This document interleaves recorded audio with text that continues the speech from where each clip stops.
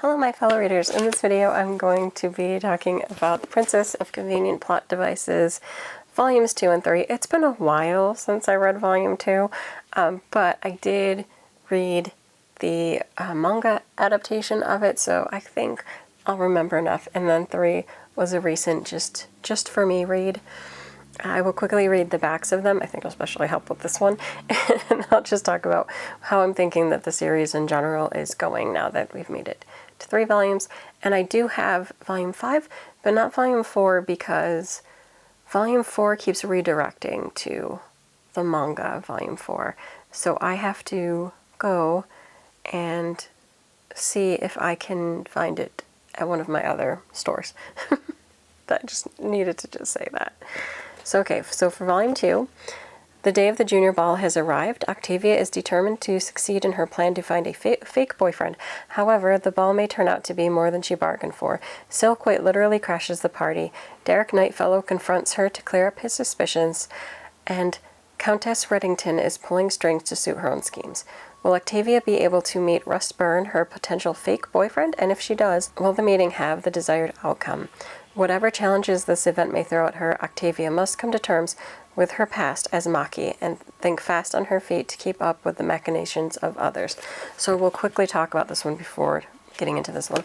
So for this one, I'll just quickly go again. In this world, Maki has been reborn into this world where it was a BL series that she was following in her life as Maki.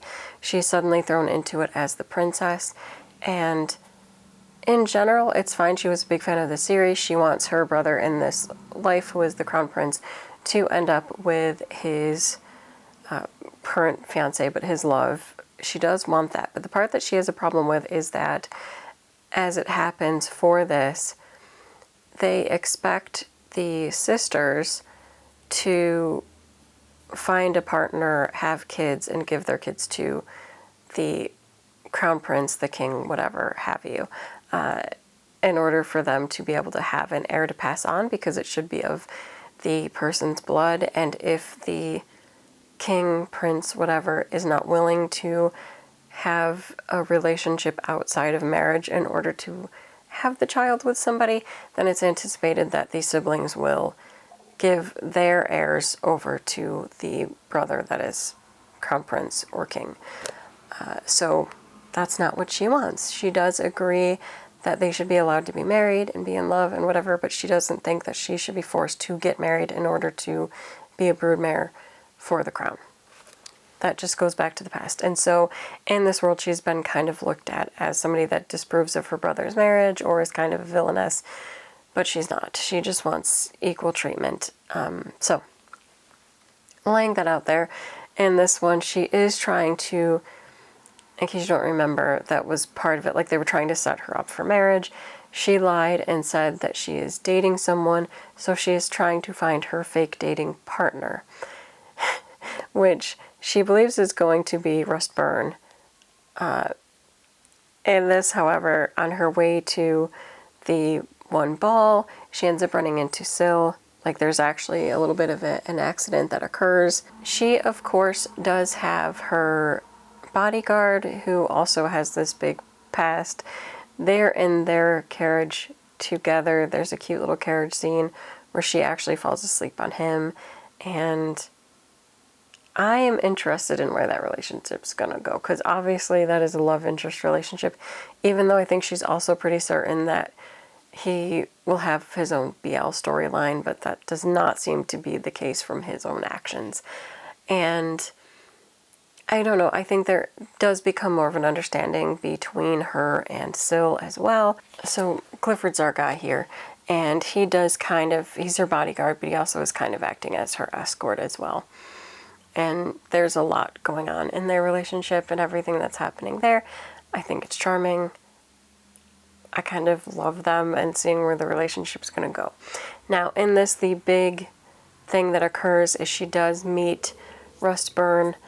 When she meets him, I think she asks him to take off her mask, and it actually triggers a past memory, and more stuff is revealed that may or may not come into time. It's interesting because even though Rust's appearance triggers her, Rust himself is his own person and character, so I'm trying to figure out whether the person that she has in her memory took that identity. I don't understand that part. I don't think I'm supposed to yet, so I'm not going to get that deep into it. But it was a whole thing. She got triggered. She ends up, I think, crying on Clifford, and then he has to change his outfit. Why that's a major important thing, it just is. It's just important to know that when they then go to the next part, he's in a new outfit. That's it. And that's why in this one, the cover here, he's in like the white outfit. That's what he has to change into for the next part of the ball. And there's all these other characters too that are thrown around, and I keep forgetting that. But we're introduced to more of the plotting that's happening or will be happening for the series as a whole in this one, and it continues on into the next one. And this one, after seeing Rustburn's startlingly familiar face, forces Octavia to relive a terrible memory. She finally gathers her wits. However, the junior ball isn't over yet. There's no time to think about alternative fake boyfriends because her anti-royalists have infiltrated the party and their targets are Octavia and Syl. Never mind her own safety, Octavia must protect her OTP. She races to Syl's side, but will she make it in time? So I think it's technically the start of this one.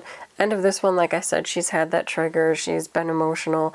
They get changed. They go back to the ball. However, while she is discussing things, I believe she's discussing things more with Rust, Syl ends up being taken. And so then they embark on a mission to save Syl. And that's what this volume is essentially about. And by the end is also talking about the plans to uncover the plot that was against the royal family and how they were doing it, and they were kind of used in order to cause the plan to come about, so it's interesting. It was good. Both of these are very quick. The series itself is quick because the volumes are so short. I do still enjoy it. I think it's interesting the more that gets developed within the plots of these. Getting to see more of what happened to Maki, and I don't want to give that away because I think that it should be experienced reading it, so I don't want to just say what it is, but getting to see what happened to Maki, like, oh boy, I'm questioning, but I'm also questioning there is a character that had to do with how Maki was triggered to be in this world that I'm wondering if they are also in the world that she's currently in. This hasn't been revealed, but I was kind of getting those vibes, especially as I was reading the manga version, so I don't know yet, but I am suspicious, and I look forward to seeing more of what happens with the series. Like I said, I'm definitely going to try to buy Volume 4. I have to get it from either Barnes & Noble or Crunchyroll because I was just going to grab it quickly from Amazon in order to have it, and like I said, it just kept redirecting to the manga, and I'm like, that's not the light novel. Yeah, and I still love the aesthetics of this, like, the palette's perfect for me. I love it so much. Not that that's all that matters, but one, the artist that does the artwork for this, let me see. Which one are we looking at? Mitsuya Fuji does a great job. I love the artwork for this. It's great. Although I think it's funny that Clifford looks kind of like our main guy here, why can't I remember his name? Haddis. He looks a lot like Haddis. Just the eye color's different. It must be just a popular look for the heroes in light novels and manga in general, but yeah. So I would say if you want to see more of this ridiculous series, because still a lot of it is so over the top, I think that it's starting to get more serious with these volumes, and like the first one was a bit just ridiculous hijinks of her trying to like figure out who to fake date, or anytime she had an interest or a bodyguard, they would always end up leaving her to be with someone else. It was funny. This gets a little less hijinky, more plot based, which is probably good, so that you would want to continue reading it. Oh, I forgot, there's also a major plot points in here. One that ties to her brother Alec, and then two to the past of the entire country. So there's also that, and it was fascinating. So I look forward to seeing where they're going to go in the future. Like, where's this book going? It's a wild story. That's all I know. And I do want some romance, because I think that she should end up with Clifford. That's just it. I also like her brother's friend. And I think that was, oh, where is he? Derek. I also like Derek. I think he's a good character. But that is it for this video. Until next time, bye.